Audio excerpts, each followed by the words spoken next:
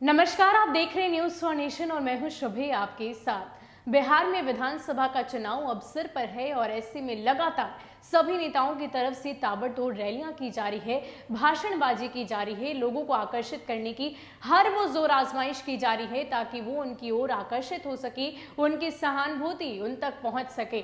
लेकिन अगर हम सभी नेताओं के भाषण की बात करें तो पलायन का मुद्दा हो, विकास का मुद्दा हो, इसके साथ साथ भ्रष्टाचार का मुद्दा हो, ये तमाम मुद्दों पर तो नेताजी घेरते नजर आ ही रहे हैं। लेकिन इन सब के साथ साथ एक और मुद्दा जो है वो हर नेता के भाषण में सुनाई दे रहा है और उसकी गूंज हर चुनावी सभा में गूंज रही है, और वो बात है लालू राबड़ी के 15 साल के शासनकाल की। जी हाँ, चाहे हम बात करें प्रधानमंत्री नरेंद्र मोदी के भाषण की, नीतीश कुमार के हर चुनावी सभा की, हर सभा में ये जो मुद्दा है वो गूंजता नजर आ रहा है। हर कोई उस 15 साल के जंगल राज की बातें कर रहा है और उसका कंपैरिजन अभी के शासनकाल से किया जा रहा है। इसके क्या मायने हो सकते हैं ये हम आपको बताते हैं।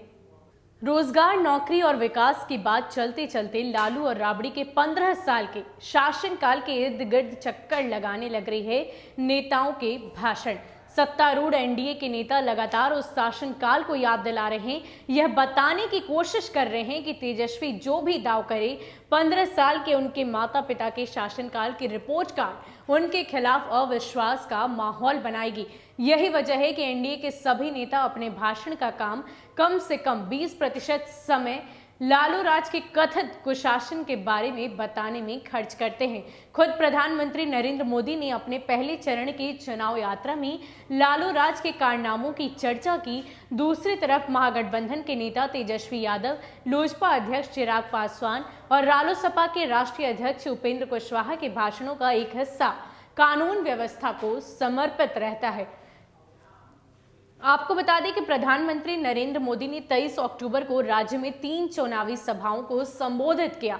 उन्होंने लालू राबड़ी राज के दिनों को याद दिलाया। उनके भाषण का विश्लेषण करें तो पता चल जाएगा कि जिस एक विषय पर उन्होंने सबसे अधिक समय दिया है वो है लालू राबड़ी का राज। मुख्यमंत्री नीतीश कुमार विकास की खूब चर्चा तो करते ही हैं, लेकिन उसके साथ ही अपनी सरकार की उपलब्धियां और भविष्य में कुछ अधिक बेहतर करने की घोषणा भी करते हैं, पर इनसे उनका भाषण पूरा नहीं होता।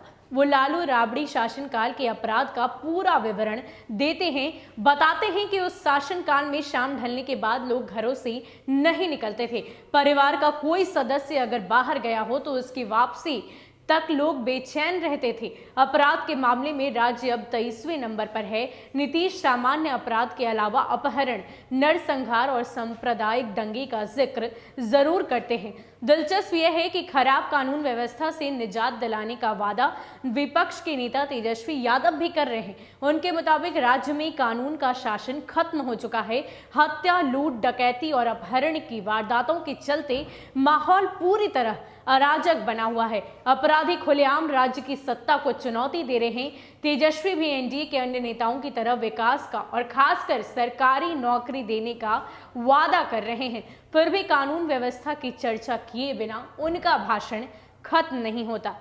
वहीं अगर हम बात करें लोजपा चीफ चिराग पासवान की, तो वो 15 साल पुराने शासन की तुलना नहीं करते हैं। वो एनडीए के ही शुरुआती 5 साल को याद दिलाते हैं। कहते हैं कि इस दौर की तुलना में कानून व्यवस्था की हालत बहुत ज्यादा खराब हो गई है। रालोसपा अध्यक्ष एवं पूर्व केंद्रीय मंत्री उपेंद्र कुशवाहा भी अपनी सभाओं में खराब कानून व्यवस्था के बारे में कहना नहीं भूलते हैं। तो आपको बता दें कि बिहार में अब चुनाव जो है वो सिर पर है और ऐसे में जो चुनावी जनसभा का दौर है वो लगातार जारी है और सभी नेता एक दूसरे पर लगातार आरोप प्रत्यारोप कर रहे हैं और एक दूसरे की नाकामियों को गिनवाते नजर आ रहे हैं। अगर इधर एनडीए की बात करें तो एनडीए के तमाम जो नेता हैं वो लगातार अपने भाषण में जो आगे उनको कुछ करना है उसकी प्लानिंग तो बताते ही हैं, लेकिन इसके साथ साथ राबड़ी और लालू के शासनकाल को याद दिलाना भी नहीं भूलते हैं। वहीं अगर तेजस्वी यादव की बात करें तो तेजस्वी यादव लगातार नीतीश कुमार की नाकामियों को तो गिनवा ही रहे हैं और साथ ही साथ जो कानून व्यवस्था है उस पर कटाक्ष करते नजर आते हैं, उस पर कहते नजर आते हैं कि जो कानून व्यवस्था पिछले 5 सालों में खराब हो चुकी है, पूरा बिहार उससे नुकसान झेल रहा है। तमाम जो मुद्दे हैं वो तेजस्वी यादव उठाते नजर आते हैं। तो इन सब की ओर देखा जाए तो कुल मिलाकर ये बात कही जा सकती है कि भले ही लालू प्रसाद यादव इस बार के चुनाव से गायब है, ना ही इश्तेहारों में है, ना ही टेलीविजन के इंटरव्यू में है, ना ही अपने पार्टी के पोस्टर पर उनकी तस्वीरें लगी हैं, लेकिन उनकी चर्चा दूर दूर तक हर भाषण में, हर चीज में हो रही है। फिलहाल के लिए इतना ही। ऐसे अपडेट्स के लिए आप हमारे साथ बने रहिए और देखते रहिए न्यूज़ फॉर नेशन। नमस्कार।